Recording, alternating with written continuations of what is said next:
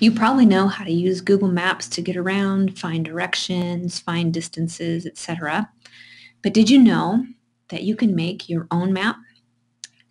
In order to do that, easiest way to do it is to start in your drive because you want your maps to be able to be found easily. So let's go to my drive and you click on New, and then you need to go down to More, and now you'll see that they've added Google My Maps. I'm going to click on that.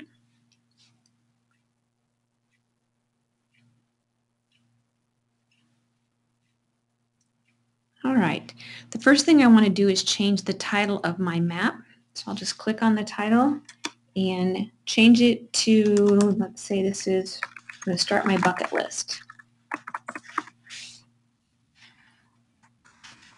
Places to see before I kick the bucket. Added a description. Okay. Right now, you'll notice I'm working on an untitled layer, and for right now, that's okay. I'm just going to leave that. I just want to show you how real basics how this works. So let's start by just adding some of those places that I might want to see before I die. So the first one, I'm just going to type Hawaii. Now I could narrow it down to Honolulu if I want to, or I could, find Hawaiian Gardens. It's just doing a Google search to try and match it, but I just want the state of Hawaii, so I'll just click on Hawaii, United States. And now it shows me with a place marker where that is. It's got all the islands here, but we'll just use the main island here. And you notice from the details here, all it says is Hawaii. I could view it in Google Maps, but I just want to real quickly add this to my map. So I'll click this plus here. And then let's say I want to add a picture of Hawaii to remind me of why I want to go there. So up here, I have several options for this place marker. So I'm going to click on the camera, and I can either upload or put in my own image if it is already on the internet. It has to be have a URL associated with it. But I don't have any pictures of Hawaii because I haven't been there. So I can do a Google image search, or I could even find a video of it on YouTube. We're just going to stick with the image search today. So I'll click on that and type Hawaii and hope that all the results are rated G. Here, this is what I want to see when I go to Hawaii. So I'll choose this one and select. And now you'll see that not only does my place mark say Hawaii, but I've got a picture there. So I'm going to save that.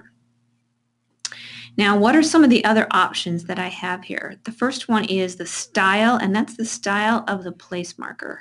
So I'm going to click that, and you'll see that I can change the color, I can change the shape, and there are even more icons than that. So I'm just going to leave it real quickly at that. I can edit this, which means I can go back and change the title. I can add a description. We've already looked at add an image.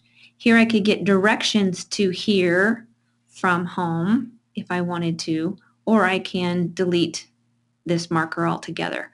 So I'm done with this. I've added a picture. I've changed the color and the shape of the place marker. So now I want to go and add my next one.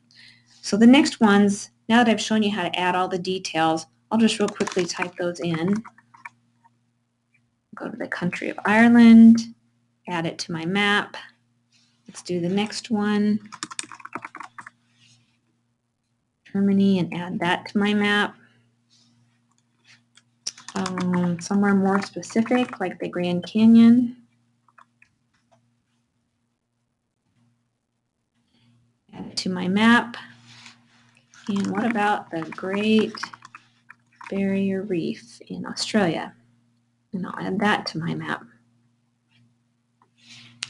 Now, when I'm done, if I look over here, you'll notice my untitled layer has those 5 places on it. And Hawaii is the only one that I've changed the marker for. I'm going to click this and change untitled layer to maybe my top 5 places.